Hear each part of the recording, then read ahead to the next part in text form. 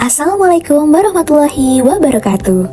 Halo teman-teman, kembali lagi pada kelompok 1 dengan presentasi dengan materi keuangan bisnis. Sebelum itu, perkenalkan, kami dari kelompok 1 ada Amelia Aura, Ayang Devina, Yohana Audi, Cindy Alivia, Aan Yuki Ardian, Novita Isnatu Kamilia. Sebelum itu, kita akan mempelajari tentang keuangan bisnis. Kira-kira seperti apa sih? Keuangan bisnis adalah pengelolaan sumber daya finansial perusahaan untuk mencapai tujuan seperti pertumbuhan, profitabilitas, dan keberlanjutan.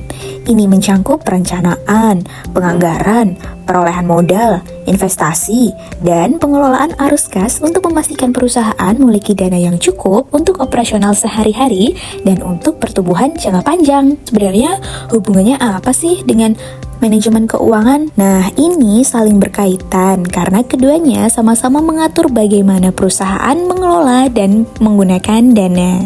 Keuangan bisnis berfokus pada tujuan perusahaan, seperti menjaga kelancaran arus kas, memperoleh keuntungan, dan memastikan keberlangsungan usaha. Sementara itu, manajemen keuangan berperan sebagai proses untuk mencapai tujuan tersebut melalui perencanaan, penganggaran, analisis, dan pengambilan keputusan keuangan. Dalam praktiknya, hubungan ini terlihat pada 3 keputusan utama, yaitu keputusan investasi, pendanaan, dan mengenai laba atau dividen. Keuangan bisnis ini menentukan kebutuhan dan tujuan finansial perusahaan. Jika manajemen keuangan menilai pilihan-pilihan terbaik untuk memenuhi kebutuhan itu, seperti memilih sumber modal, menilai kelayakan proyek, serta mengatur pengelolaan modal kerja. Oke, selanjutnya ada tujuan keuangan dalam bisnis. Yang pertama, memaksimalkan nilai perusahaan. Tujuan inti manajemen keuangan adalah meningkatkan nilai perusahaan dalam jangka panjang, sehingga mampu memberikan keuntungan yang optimal kepada pemilik atau pemegang saham. Yang kedua, menjaga kesehatan keuangan. Bisnis harus mampu menjaga arus kas tetap stabil, memaksimalkan perusahaan selalu punya dana untuk kebutuhan operasional dan kewajiban yang jatuh tempo. Yang ketiga, ada mendukung keberlangsungan usaha. Keuangan yang dikelola dengan baik membantu perusahaan bertahan dalam persaingan, menghadapi risiko, dan terus berkembang. Selanjutnya ada mencapai laba yang optimal. Fokusnya pada keuntungan yang wajar dan berkelanjutan, bukan hanya keuntungan jangka pendek. Nah, yang terakhir, mengukur atau mengatur struktur modal yang efektif. Menentukan komposisi ideal antara pendanaan internal atau modal sendiri dan pendanaan eksternal atau utang agar biaya modal tetap efisien. Nah, pembahasan selanjutnya ada fungsi utama manajemen keuangan. Yang pertama, keputusan investasi atau investment decisions. Nah, itu menentukan kemana dana perusahaan akan dialokasikan, baik investasi jangka panjang, aset, proyek baru, ekspansi, maupun investasi jangka pendek, modal, kerja. Fokusnya, memilih investasi yang memberi keuntungan besar dan resiko terkendali. Selanjutnya ada keputusan pendanaan. Itu mengatur dari mana dana diperoleh, dari mana modal sendiri, pinjaman, atau penerbitan saham ataupun obligasi. Tujuannya menentukan kombinasi pendanaan paling efisien dan menguntungkan. Selanjutnya ada keputusan pengelolaan aset dan likuiditas. Nah, ini mengatur aset lancar seperti kas, piutang, dan persediaan agar operasional tetap berjalan lancar. Intinya, perusahaan tidak kekurangan dana untuk operasional, tapi juga tidak kelebihan dana yang menganggur. Selanjutnya yang terakhir ada pengelolaan risiko keuangan atau risk management. Itu mengidentifikasi dan meminimalkan risiko yang berkaitan dengan fluktuasi pasar, suku bunga, nilai tukar, maupun kondisi bisnis. Komponen utama keuangan bisnis. Pada bagian ini kita akan membahas 3 komponen utama dalam keuangan bisnis.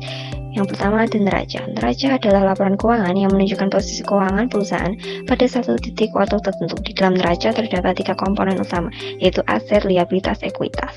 Aset yaitu segala sesuatu yang dimiliki perusahaan. Liabilitas yaitu kewajiban atau utang perusahaan.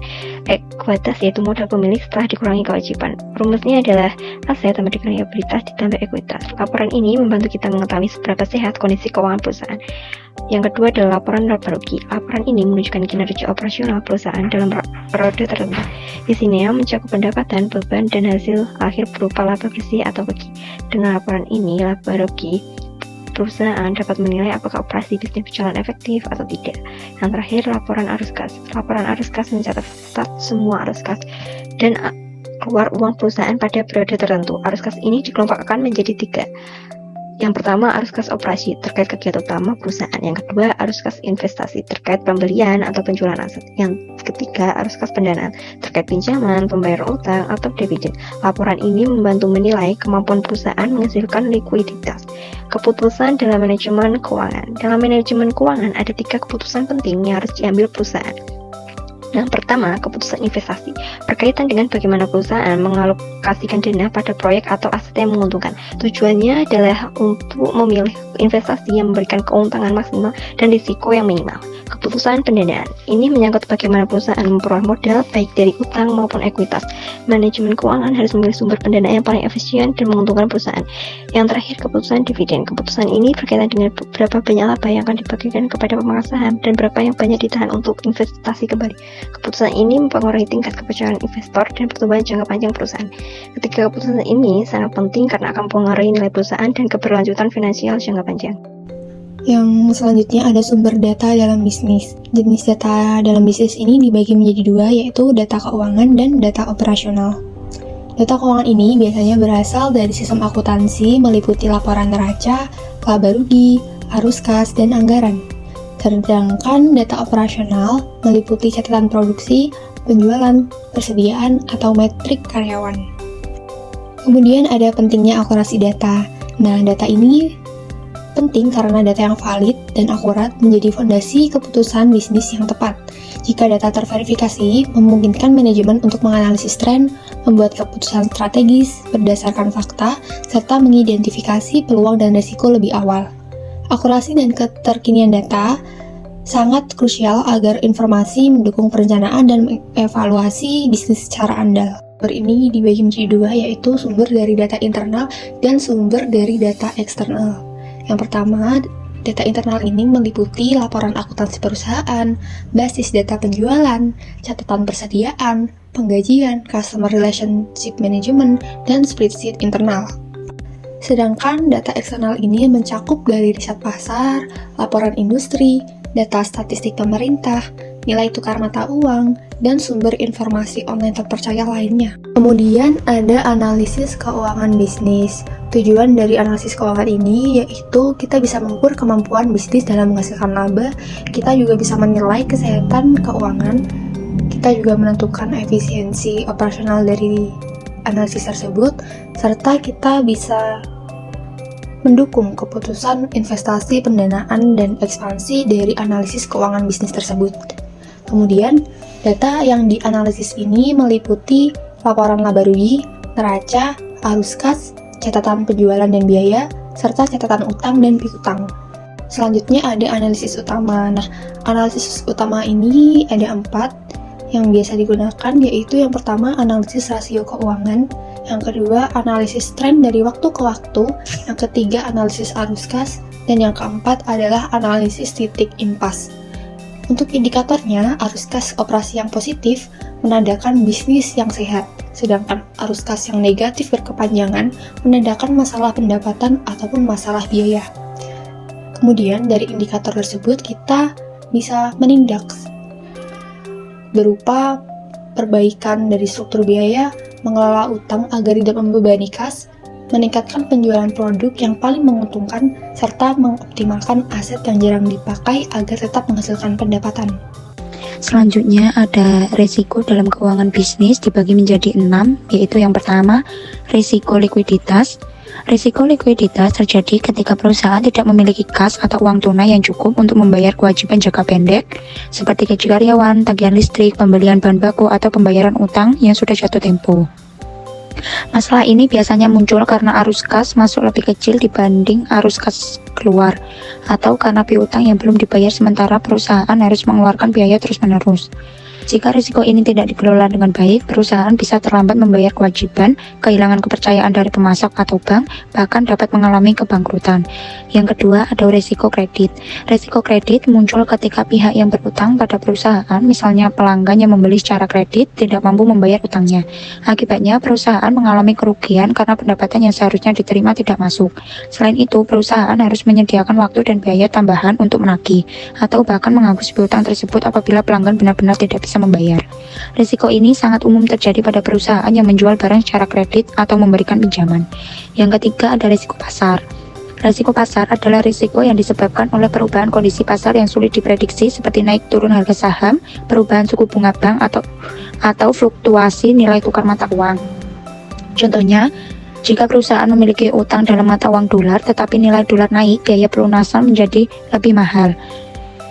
Risiko pasar dipengaruhi oleh kondisi ekonomi global, kebijakan pemerintah, dan gejolak politik. Yang keempat, risiko operasional. Risiko operasional ada risiko yang muncul dari kesalahan internal perusahaan. Penyebabnya bisa berupa kegagalan sistem, kesalahan proses, kelalaian karyawan, atau human error, hingga gangguan teknologi. Risiko ini berdampak pada biaya tambahan, keterlambatan operasional, dan menurunnya kualitas layanan. Yang kelima, ada risiko investasi. Risiko investasi terjadi ketika nilai investasi yang dimiliki perusahaan mengalami penurunan akibat faktor ekonomi atau kinerja perusahaan yang tidak sesuai harapan. Misalnya, perusahaan berinvestasi pada saham perusahaan lain. Jika ekonomi sedang lesu atau perusahaan tersebut mengalami kerugian, maka nilai saham turun dan perusahaan ikut rugi. Risiko ini juga bisa muncul ketika perusahaan berinvestasi pada proyek baru, tetapi hasilnya tidak mencapai target sehingga tidak menghasilkan keuntungan yang diperkirakan. Yang terakhir, ada risiko fraud atau kecurangan. Risiko fraud adalah risiko kerugian yang muncul akibat tindakan kecurangan atau penipuan di dalam atau di luar perusahaan. Risiko ini sangat berbahaya karena dapat menimbulkan kerugian besar, merusak reputasi perusahaan, serta berpotensi menimbulkan masalah hukum. Selanjutnya, ada contoh keputusan keuangan dalam bisnis. Yang pertama, keputusan investasi. Contohnya, menentukan pembelian mesin baru atau membuka cabang baru. Keputusan investasi berhubungan dengan bagaimana perusahaan menggunakan dana yang dimiliki untuk kegiatan yang memberikan keuntungan di masa depan. Maksudnya, perusahaan harus memilih proyek atau aset mana yang paling menguntungkan jika dibeli atau dijalankan sekarang. Dalam contoh pembelian mesin baru, perusahaan harus menghitung apakah mesin tersebut dapat meningkatkan produksi, menurunkan biaya, atau menaikkan kualitas sehingga menghasilkan keuntungan lebih besar di masa depan. Sedangkan membuka cabang baru berarti perusahaan menilai apakah lokasi baru tersebut memiliki pasar yang cukup besar, mampu menarik pelanggan, dan menghasilkan pendapatan yang lebih tinggi daripada biaya operasionalnya. Yang kedua, ada keputusan pendanaan. Contohnya, memilih menggunakan pinjaman bank atau modal sendiri. Keputusan pendanaan berkaitan dengan bagaimana perusahaan mendapatkan dana untuk menjalankan atau mengembangkan bisnisnya. Perusahaan harus memilih sumber dana yang paling aman, murah, dan menguntungkan. Jika menggunakan pinjaman bank, perusahaan mendapatkan dana cepat, tetapi harus membayar bunga secara rutin dan melunasi pinjaman tepat waktu. Jika menggunakan modal sendiri, seperti dana dari pemilik atau menjual saham, perusahaan tidak memiliki kewajiban membayar bunga, tetapi keuntungan perusahaan harus dibagi dengan pemilik modal atau investor. Yang ketiga, ada keputusan pengelolaan kas atau manajemen modal kerja. Contohnya, menentukan jumlah kas yang harus disimpan untuk kebutuhan harian. Keputusan pengelolaan kas bertujuan memastikan perusahaan selalu memiliki uang tunai yang cukup untuk membayar kebutuhan operasional sehari-hari seperti membayar gaji, listrik, bahan baku, dan biaya tak terduga lainnya. Jika kas terlalu kecil, perusahaan bisa terlambat membayar tagihan atau mengalami kesulitan operasional. Jika kas terlalu besar, perusahaan kehilangan kesempatan untuk menginvestasikan kelebihan uang tersebut agar menghasilkan keuntungan. Yang keempat, ada keputusan dividen. Contohnya, menentukan apakah laba dibagikan ke pemilik atau ditahan untuk ekspansi. Jika perusahaan membagikan dividen, pemilik mendapatkan keuntungan langsung. Namun, jumlah dana yang tersisa untuk ekspansi menjadi lebih sedikit. Sebaliknya, jika laba ditahan untuk ekspansi, perusahaan dapat tumbuh lebih cepat, tetapi pemilik harus menunggu lebih lama untuk menerima keuntungan tunai. Studi kasus PT Rasa Sedap Abadi, perusahaan manufaktur makanan, adalah perusahaan makanan yang berdiri sejak tahun 2010 di Bandung, Jawa Barat. Perusahaan ini memproduksi makanan ringan seperti keripik singkong, aneka rasa, tempe crispy, snack berbahan dasar umbi, keripik pisang. Produk dipasarkan melalui minimarket modern, distributor, dan supermarket nasional. Kondisi awal sebelum masalah. Hingga tahun 2022, kinerja perusahaan sangat baik. Penjualan tumbuh rata-rata 18% per tahun. Margin keuntungan bersih stabil di 15%. Tingkat retur produk di bawah 2%. Cash flow selalu positif. Namun, memasuki awal 2023, perusahaan mulai menghadapi tekanan berat akibat situasi pasar seperti permasalahan keuangan yang terjadi. 1. Kenaikan harga bahan baku. 2. Produk sering dikembalikan. 3. Penumpukan stok. 4. Cash flow operasional melemah. 5. Penurunan kontrak dari retailer. Strategi perbaikan yang dilakukan perusahaan. 1. Meningkatkan teknologi kemasan. 2. Mengubah sistem produksi. 3. Negosiasi harga dengan pemasok. 4. Mengurangi varian produk. 5. Perbaikan manajemen keuangan. Hasil setelah 1 tahun, perusahaan menunjukkan pemulihan signifikan. Yang pertama, retur turun besar. 2. Laba kembali naik. 3. Cash flow kembali positif. 4. Retailer kembali mempercayai. 5. Stok tersisa di gudang hanya 1 bulan yang tersisa. Kasus PT Sedap Abadi menunjukkan bahwa perusahaan manufaktur makanan sangat sensitif terhadap perubahan harga bahan baku, pengendalian kualitas produk, efisiensi produksi, manajemen persediaan, dan cash flow operasional. Perbaikan yang dilakukan perusahaan berfokus pada operasional, manajemen produksi, kontrol kualitas, dan strategi finansial. Hasilnya, perusahaan mampu bangkit dari krisis dan stabil kembali dalam 1 tahun. Kesimpulannya, keuangan bisnis adalah proses mengelola dana perusahaan untuk mencapai tujuan seperti profitabilitas, kelangsungan usaha, dan pertumbuhan. Manajemen keuangan berperan mendukung tujuan tersebut melalui keputusan investasi, pendanaan, dan pengelolaan aset, serta risiko.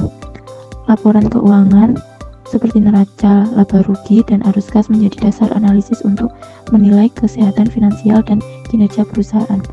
Analisis keuangan membantu menilai profitabilitas, likuiditas, dan efisiensi sehingga manajemen dapat membuat keputusan yang tepat. Perusahaan juga mengelola berbagai risiko keuangan agar tetap stabil. Secara keseluruhan, pengelolaan keuangan yang baik akan meningkatkan nilai perusahaan, menjaga arus kas, serta memastikan keberlanjutan usaha.